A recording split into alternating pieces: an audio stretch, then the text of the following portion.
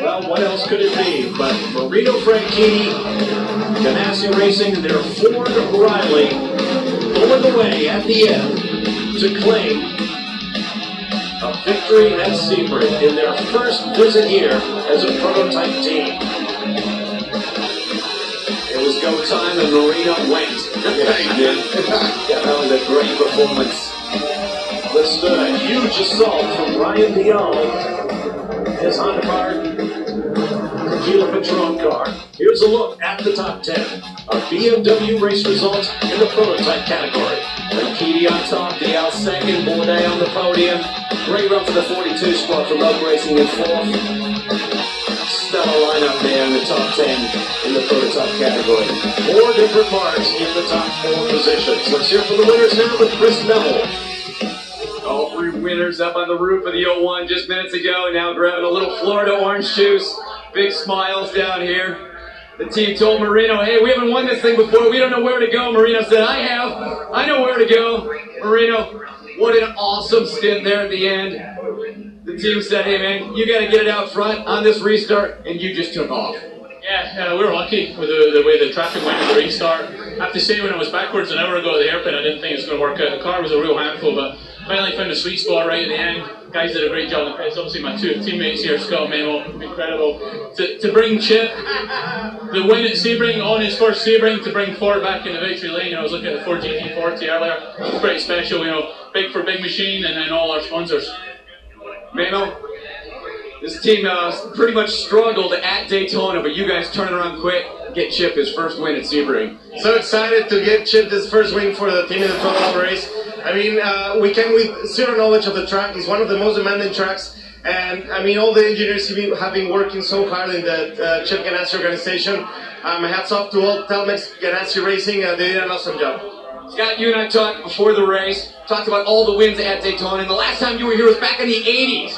You believe it? You come back so many years later and you're going to win. It's incredible. I won back then with Ford, came back and won again with Ford. Hi to my family at home. It's awesome. I mean, this is incredible to come back here and win this race. Marino, great job. Everybody, Memo, the whole Ganassi team. We talked, we struggled, we worked through it, and hopefully this is the start of many. Chip, this team has been dominant at Daytona. 5 victories for you. First time you show up at Sebring, you get the win. I'll tell you, it's a dream come true is all I can say. I mean, that's what you get when you got a great team, you got great drivers and great partners. I mean, that's all it takes. I'm a lucky guy. Well, we thought the 02 was going to be the strong car in his camp all day long, but in the end, it's the 01. Congratulations to Chip and all of his team. Good Bergmeister, nice job, buddy. That was a great final stint. Look at it, it's 2 for 2. You guys have won both of the first 2 events, Sebring and Daytona, the 2 biggest races, biggest endurance races in the United States. How was the final run? Yeah, it's unbelievable. Patrick had the idea to put me in the car, I think already on Wednesday. I was like, no, I don't think it's a good idea. I'm just a third driver. Well, at the end, he got what he wanted, and I was in, and it was quite nerve-wracking at the end. I was pushing pretty hard, and Bomarito was coming closer, but at the end, the Porsche was good enough. The tires held up well, and yeah, just happy right now. It's been quite a while since the last win. Stellar run. Patrick, hey, great run for you guys, man. Sorry, I thought you were done. We're not done. Hey, man, so 2 for 2 for Porsche, for Core Motorsports. What a great start to the season. Again, I mean, you guys were there all weekend long and all day, but you really hammered at the end. Yeah, this was sort of a conversation that started last year on Jens Walter's desk in Santa Ana, California, and Morgan Brady, his whole team, John Bennett, they've stepped up. David Brown called it an awesome race with Morgan. This is a dream opportunity for all of us to have a factory GT effort, to finally go against these guys with an even budget and the full enchilada. We're stoked to have Michael Christensen in here all year. He's super quick, but good to have Jurgi back, and we stuck him in there like we talked about earlier for that old-time redemption to get that finish. But we haven't won for a while, so this is we're out of practice. Oh, I wouldn't say you're out of practice. Michael, great drive, man. Killer qualifying effort. This is your first win at Sebring? Yeah, it's first time being here, so it's obviously nice to be on the top. First time as well. Excellent run. And what do you think of this track and this race? It's a tough race, and you guys, I mean, again, Porsche's won all the big ones so far, right out of the box. Well, it's just amazing to be able to be in the front and actually run for the win here in Sebring. It's such a tough track. definitely difficult with all the traffic and to get everything together. Strategy is a big issue as well, and I'm just very happy that the team was able to pull it together in the end. Well, as you guys saw, Porsche has a lot of wins here, and they just notched up another one. Back to you guys in the booth. All right, thanks, Darren. Gert Werkmeister raised a good point. Coming here to Sebring for a lot of drivers filled a hole on their resume. But to win, well, that's icing on the cake.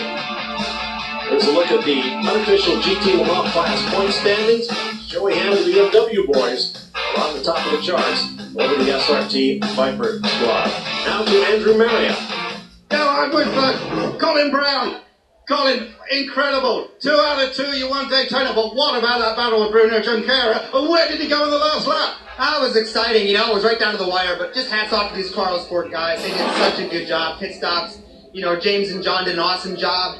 John, you know, did a great job early on. James brought the car to me in the lead, and then I just tried to hold off Bruno. I mean, these Continental tires did a really good job holding up there at the end, and we could push really, really hard, and Bruno was pushing hard. We were sliding everywhere. I was 2 wheels in the dirt, passing people, and it was exciting, and I'm not sure what happened. I just was looking forward, trying to get through all the traffic, but just a great day for Carl Sport winning in GTLM as well. Yeah, let's go over to the boss of that.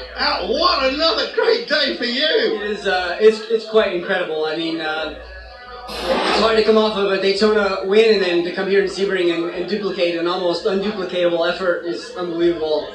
Great tires from Continental, and we have a new partner on the prototype with Flexbox. I think they might be our new lucky charm. But so proud of the Porsche guys and just the whole organization. Just a fantastic day. And Colin James, I mean, killer. Fantastic.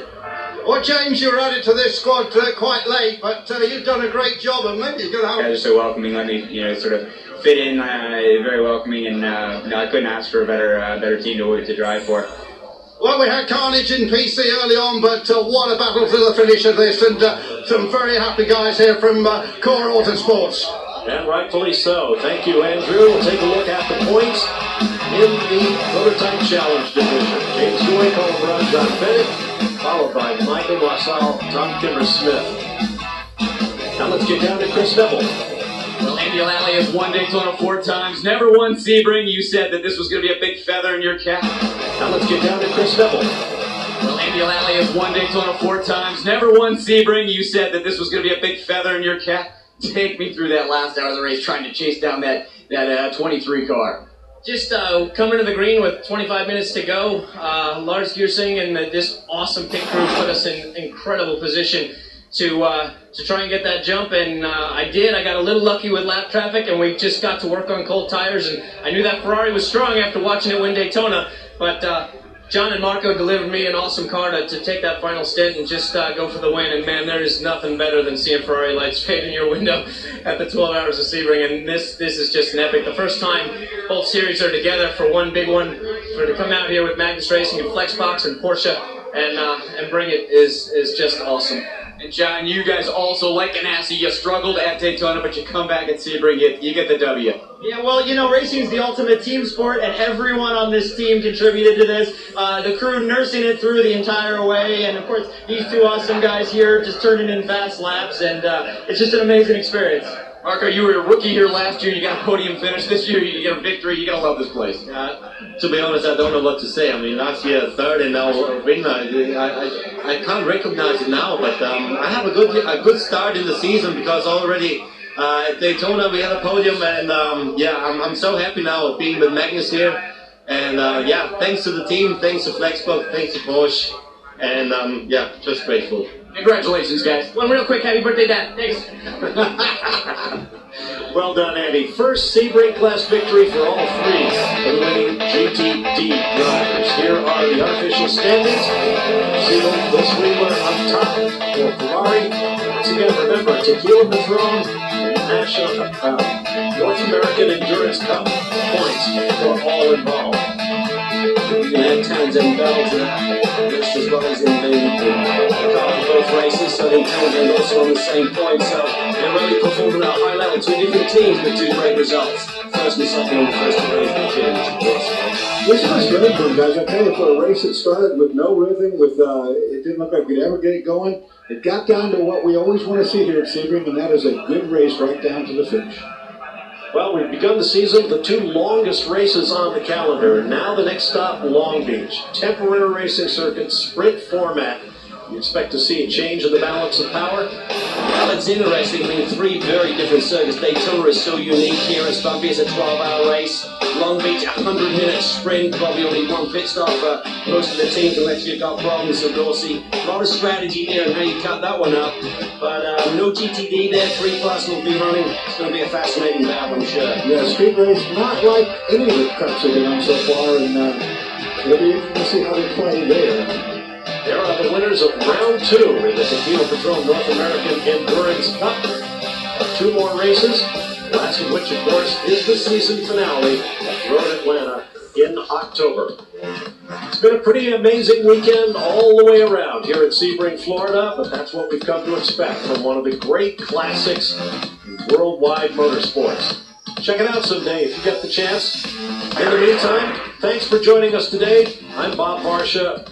For Dorsey Schrader, Calvin Fish, Brian Till, sorry, Calvin, I know you take that as an abject insult. Tommy Kendall, Justin Bell, and our pit crew, Chris Neville, Ray Kramer, Andrew Marriott, and Darren Law.